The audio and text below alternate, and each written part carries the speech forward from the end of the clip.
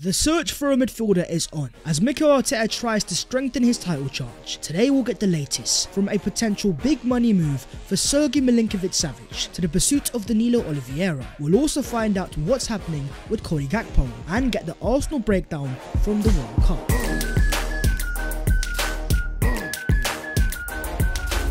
Yo, what is going on guys? My name is Babs14 and welcome back to your boys channel. The World Cup has been decent, but it's not quite the Arsenal. Here is all of your latest news, so if you enjoy the content, make sure to go down there to smash a like and also subscribe to the channel if you are new. Let's get to 130k. We're starting off with Arsenal's search for a midfielder. As confirmed by Fabrizio Romano, we know that Arsenal could be busy this January, with a midfielder likely to be a priority. It makes a lot of sense why. Thomas Partey is a fantastic player and so important, but over the past few seasons his fitness has been unreliable. And then you have Albert Sambi-Lokonga, who on the ball I've always said has a lot of potential, but off the ball he has a lot of improvements to make. But talking of Sambi-Lokonga, according to reports in Italy, Napoli are looking for a deputy for their midfielder Lobotka, and they like Albert Sambi-Lokonga from Arsenal. There seems to be a lot of Serie A interest in Sambi-Lokonga. First it was AC Milan, now it's Napoli. According to Corriere dello Sport in Italy, they claim that Arsenal are now ready to offer 60 million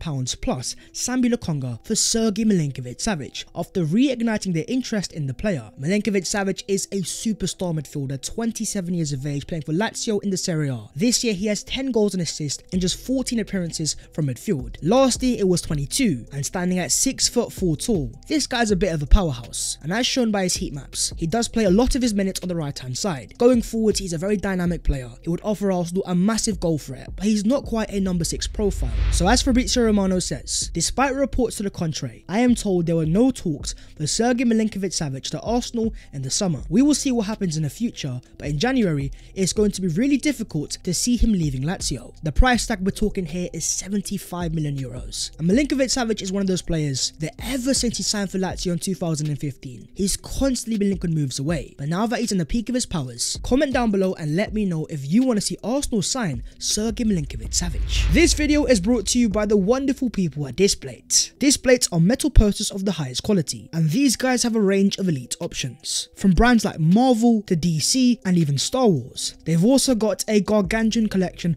of the best Arsenal designs. Personally, your boy has gone for this clean design of the Emirates, and of course I also had to go and get the London is Red. Now this is what makes Displates so special. Instead of the hassle of drilling into your walls, to apply Displates, simply clean the wall with the wipes they provide, wait 10 minutes, then apply their protective leaf, followed by their magnet, and then it's as simple as placing the Displates on the wall. And because it's magnetically attached, it's very simple and easy to swap your designs to something different if you ever get bored. So if you guys want your own Displates, make sure to use the link down below in the description, as Displates are currently running their Black Friday sale. 35% off if you get 1 to 2 Displates, 39% if you get 3 to 4, and a whopping 44% if you get 5+ Displates. This is Displates' biggest ever sale, so for the quality and the convenience, I highly recommend you guys go for it. But back to the video and a more likely January signing. Let's talk about Danilo Oliveira. According to Brazilian journalist Jorge Nicola, Arsenal continue to monitor the Palmeiras midfielder and are set to place an official bid after the group stage of the World Cup. But he also confirms the Gunners are not the only team that are interested in the player. So the same source that was the first to confirm Arsenal's interest in Gabriel Jesus says that Arsenal are preparing a new offer to sign Danilo.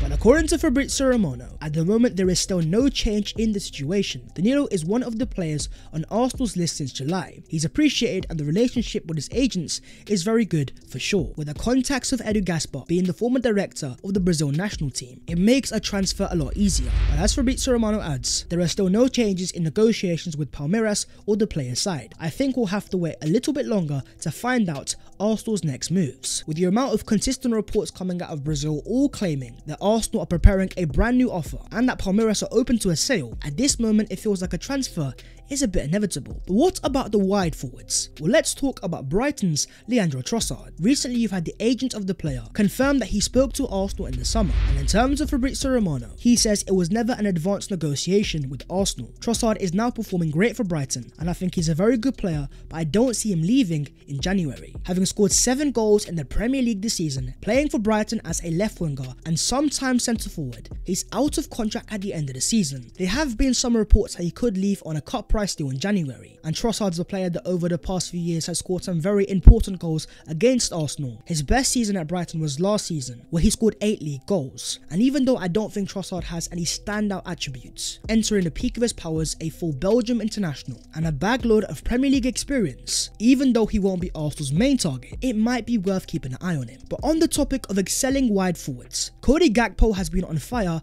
at the World Cup, scoring 2 goals in 2 games. Gakpo has now been directly involved in 34 goals in 28 appearances for club and country this season, scoring 16 and providing 18 assists. His numbers in the Eredivisie were fantastic, but now he is doing it at the world stage. And at 23 years of age, the potential is crazy, and in terms of PSV, we've all seen the reports that they are a club in need of finances. So according to Voltball International, PSV will accept any amount over 50 million euros, which is 43 million pounds, for Cody Gakpo in the January transfer window. Arsenal have liked this player for a very long time, dating back to last January. Gakpo in the past has confirmed that his idol was Thierry Henry, and the World Cup always provides its breakout stars, and that might be Cody Gakpo. But Arsenal are not the only club trying to sign him. According to Foot Mercato, even though Arsenal continue to follow Cody Gakpo's performances at PSV, they are no longer in pole position because Manchester United are now his priority. PSV will discuss the player up to 60 million euros, and that could even increase with the World Cup.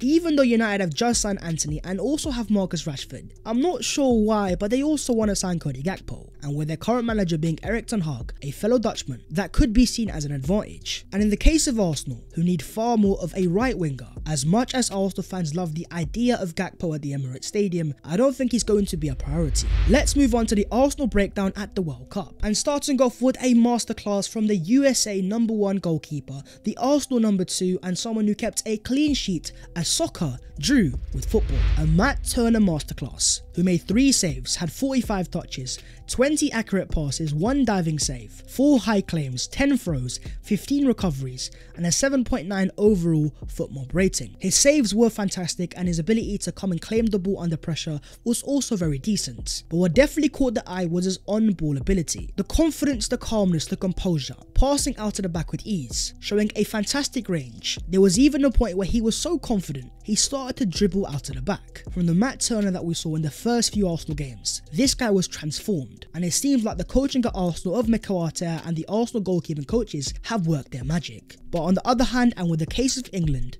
we saw a struggling Bukayo Saka, and even though the USA were fantastic in terms of organisation, I kind of felt sorry for Bukayo, who at Arsenal under Mikel Arteta is normally under a fantastic tactical setup. But Gareth Southgate is not on the same level, and the prime example was in the first half, where Bukayo Saka tries to be aggressive in the press, inverts onto the centre back like he does so often for Arsenal, but where he would normally have Ben White behind him also being aggressive, Kieran Trippier is passive and Saka's hard work goes to waste. Moving on to Takehiro Tomiyasu, coming off the bench for Japan and helping them beat Germany 2-1. Tomiyasu was fantastic, but we also have to give a shout out to ex-Arsenal forward Takuma Asano, who was Japan's winning goalscorer. But in the case of Tomiyasu, what was so interesting was that he was playing as a left centre back. The composure that he was showing passing out of the back on his left foot, you just would not know this guy is right footed. Going into the future, it could give Arsenal an option, where if Gabriel Magalhaes is unavailable, with Tomiyasu being the ultimate Swiss Army knife, potentially he could be an option as a left centre back. But after the game, according to reports, Tomiyasu is struggling with a hamstring issue and is now a doubt for Japan's match against Costa Rica. We also had a standout performance from Granit Xhaka, as Switzerland beat Cameroon 1-0. And in terms of Xhaka making 38 passes, 8 passes into the final third, 4 recoveries and 3 out of 5 aerial duels won, and a 7.4 overall rating. You also had Thomas Partey playing the full 90 minutes as Ghana lost to Portugal 3-2, but Partey himself was solid, making 47 accurate passes and also creating 2 chances. And in terms of the Arsenal Brazilians, they were both involved off the bench as Brazil beat Serbia 2-0, and a shout out to Gabriel Martinelli making his World Cup debut at 21 years of age. He also now has the co-sign of DJ Khaled. What's up, Vinny Jr. and Martinelli? This is DJ Khaled sending you love. They ain't believe in us. God did. But in terms of Gabriel Jesus not starting over Richarlison, even though Richarlison has 0 league goals for Spurs in the Premier League, when it comes to Brazil, this guy's a gunman. And even though they'll be disappointed Arsenal fans not seeing Jesus, at the same time this might be a blessing in disguise. At Arsenal he's a guaranteed starter, but with that not being the case for Brazil, we might see a more competitive version of Gabriel Jesus, and worst comes to worst he comes back to Arsenal as a rested and recovered player. But with Neymar now injured for Brazil, we'll have to wait and see if Jesus or Martinelli get some starts. Moving on to the other Arsenal news today, and starting off with Reiss Nelson, who has been speaking about his Arsenal future, saying, "I feel like Arsenal is the club for me at this moment in time. I feel someone like Mikel is a coach that I need right now in my career, in terms of taking me to the next step. I'm an Arsenal fan and of course, I want to sign a new contract at the club." And with him still being 23 years of age, we have seen signs of promise this season, and what he has in working under Mikel Arteta is the perfect manager that is shown already with Gabriel Martinelli and Bukayo Saka. He is one of the best in the world in terms of coaching wide forwards. It is that time of the day, with 6 clean sheets away from home this season. That is already more than Arsenal managed in the entirety of 12 of their Premier League seasons. These are the standards that are being set by Mikel Arteta, all steps in the right direction as Arsenal try to become the next best dominant team. And in terms of the Arsenal coach, according to the Spain manager Luis Enrique on Arsenal, he says, "I've watched the All or Nothing documentary and I love Mikel Arteta, one of the best managers in the game, given his co-sign to Mikel Arteta. It's things that you love to see." But in terms of Arteta's Arsenal future, having signed a 3-year contract last season, according to reports in Spain, the Arsenal ownership is once again pressing for Arteta to sign a new long-term contract at the club, as Barcelona and Man City are keeping tabs on the Spaniard. Arteta's contract expires in 2025 and is aware that he is in the mix to replace Pep at Man City. This is where Arsenal have to be very careful. Pep Guardiola's new contract expires in 2025, the exact same year as Mikel Arteta's, and this is where Arsenal have to now be proactive. Despite of the many doubters, I think Arsenal fans are now starting to see what makes Mikel Arteta so special, and what he's building at Arsenal can be fantastic, but he needs to be here for the long term. And so even though he signed a brand new contract last season, comment down below what would you do if you were the Arsenal hierarchy. That is the video there and there, so hopefully you guys have enjoyed, and if you have, make sure to go down there to smash a like and also subscribe to the channel if you are new. If you want to follow your boy on all of his social medias, the links are down below in the description. But that was all of today's latest Arsenal news, and the World Cup has been decent, but it's not quite Mikel Arteta's Arsenal, who are back in exactly a month's time. Let the countdown begin, and I'll see you next time. Take care. Bye-bye.